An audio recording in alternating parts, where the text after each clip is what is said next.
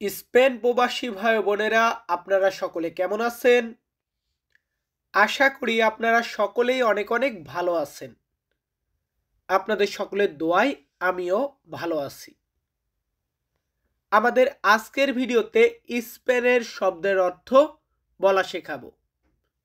আপনারা যারা স্পেনে নতুন এসেছেন তারা সকলেই আমাদের আজকের সম্পূর্ণ ভিডিওটি মনোযোগ সহকারে দেখবেন, যাতে করে কিছু না কিছু শিখতে পারেন। তো চলুন আমাদের আজকের ভিডিওটি শুরু করা যাক। শুরুতে আরেকটি কথা বলি, ভিডিওটা দেখে ভালো লাগলে অবশ্যই একটি লাইক দিবেন, চ্যানেলটি সাবস্ক্রাইব করে রাখবেন। তো আমরা শব্দের অর্থ শেখাবো। আমাদের এখানে প্রথম শব্দটি রেখেছি ফ্যান। আমরা যেটাকে ফ্যান বলি বা পাখা বলি, এটাকে স্প্যানিশ ভাষাতে বলা হয় আদমিরাদোর। আদমিরাদোর মানে হচ্ছে ফ্যান। এর পরবর্তী শব্দটি আছে হাওয়া। হাওয়া বা বাতাস, এটাকে স্প্যানিশ ভাষাতে বলা হয় বিয়েন্তো। স্প্যানিশ শব্দ বিয়েন্তো মানে হচ্ছে হাওয়া। এর পরবর্তী শব্দটি আছে বিদ্যুৎ। দেখুন, বিদ্যুৎ বলি, কারেন্ট বলি বা ইলেকট্রিসিটি বলি, এটাকে স্প্যানিশ ভাষাতে বলা হয় ইলেকট্রিসিদা। ইলেকট্রিসিদা মানে হচ্ছে বিদ্যুৎ বা ইলেকট্রিসিটি। এরপরে আছে লাইট। আমরা লাইট বলি, আলো বলি, এটাকে স্প্যানিশ ভাষাতে বলা হয় লুসেস। লুসেস মানে হচ্ছে লাইট। আমাদের পরবর্তী শব্দটি আছে কথা। দেখুন, এই যে আমি ভিডিওটা বানাচ্ছি, আমি কথা বলতেছি, এই কথা এটাকে বলা হয় আবলার। আবলার মানে হচ্ছে কথা। কথার পরবর্তীতে আছে অনেক। অনেক বা বেশি, এটাকে স্প্যানিশ ভাষাতে বলা হয় মুচোস।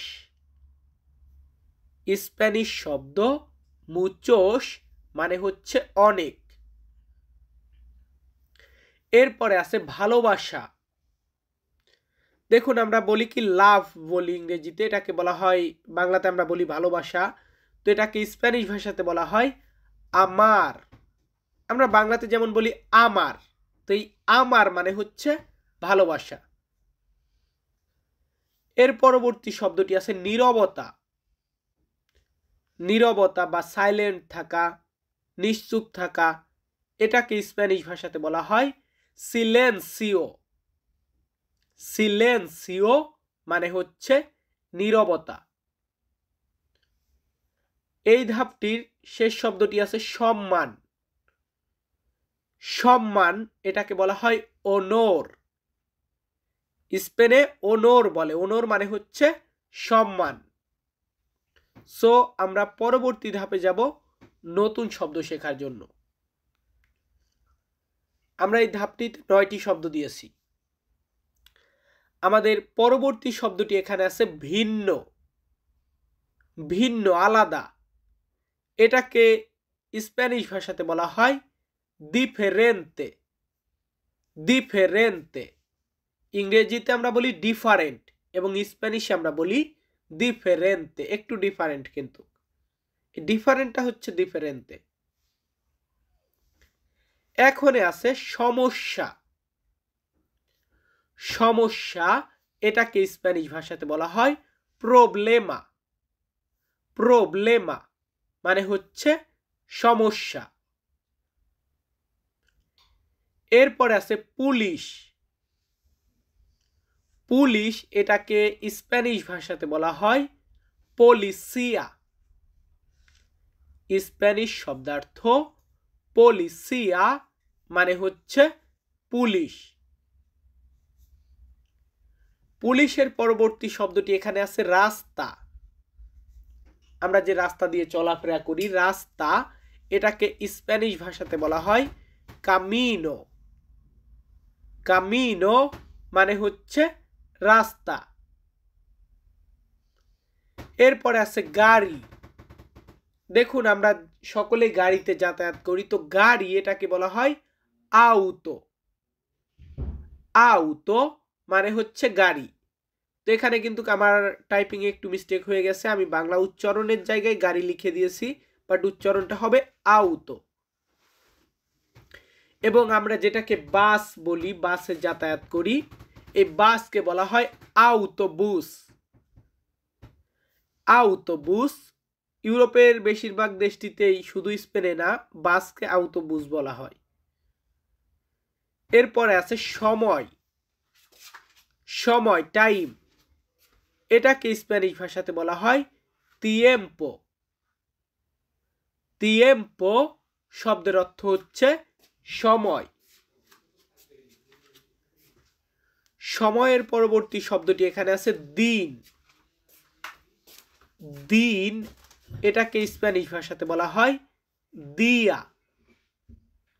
স্প্যানিশ শব্দ দিয়া মানে হচ্ছে দিন।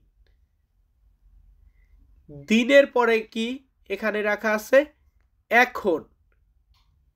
কোন একটা কাজ করব, এখন করব, আমাকে টাকা দিবে, এখন টাকা দিবে, তো এখন এটা বলতে গেলে আমরা বলি আওরা।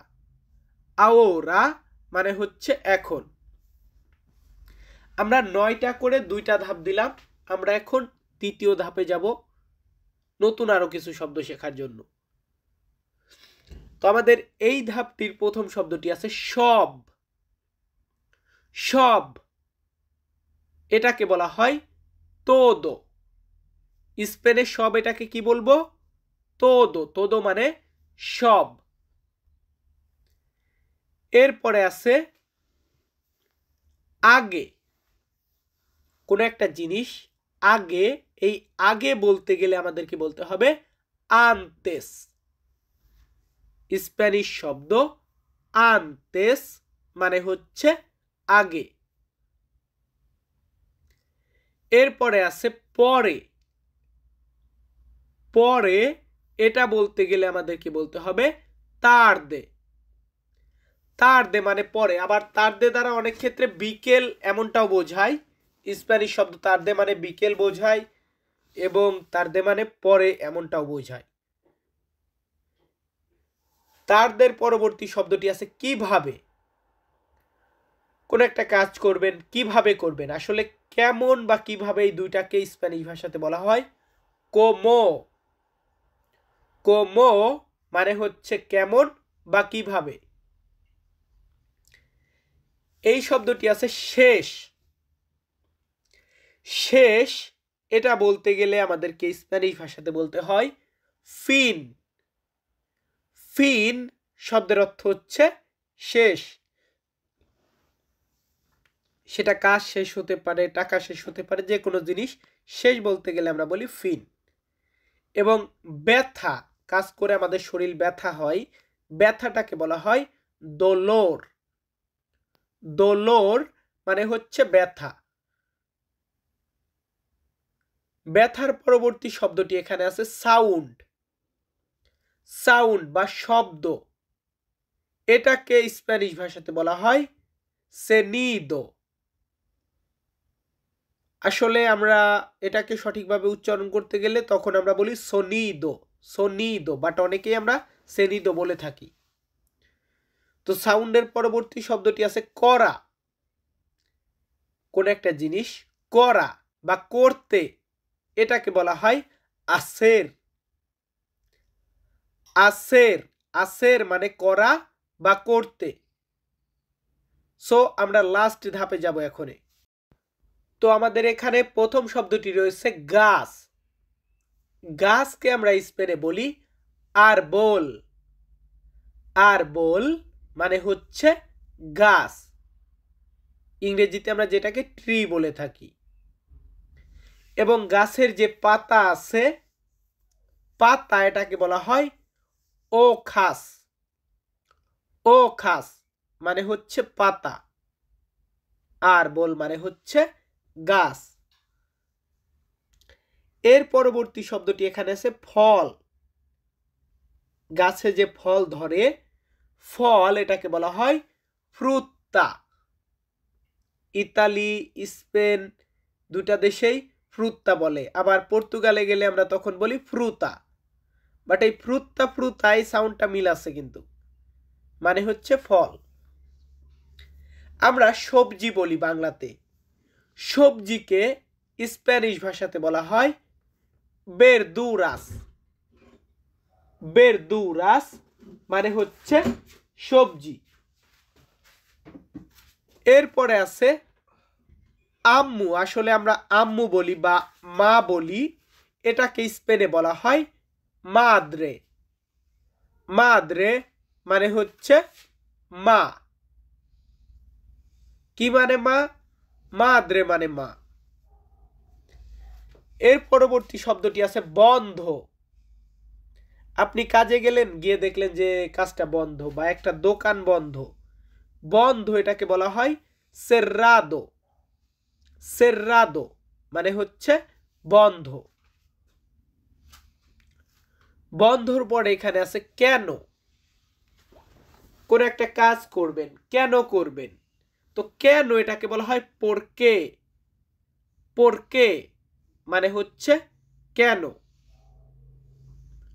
সো আমাদের কেন এই শব্দটির পরবর্তীতে আরেকটি শব্দ রেখেছি, সেটা হচ্ছে ভাষা। এই যে ভাষা শিখতেছেন, ভাষা এটাকে বলা হয় ইদিওমা। স্প্যানিশ শব্দ ইদিওমা মানে হচ্ছে ভাষা। সো আমরা অনেকগুলা শব্দ দিয়েছি, প্রত্যেকটা শব্দকে সুন্দরভাবে মুখস্থ করে রাখবেন এবং ভিডিওটা দেখে ভালো লাগলে অবশ্যই একটি লাইক দিবেন, চ্যানেলটি সাবস্ক্রাইব করে রাখবেন। সকলে ভালো থাকবেন, সুস্থ থাকবেন, আবার দেখা হবে নতুন কোনো ভিডিওতে। ধন্যবাদ।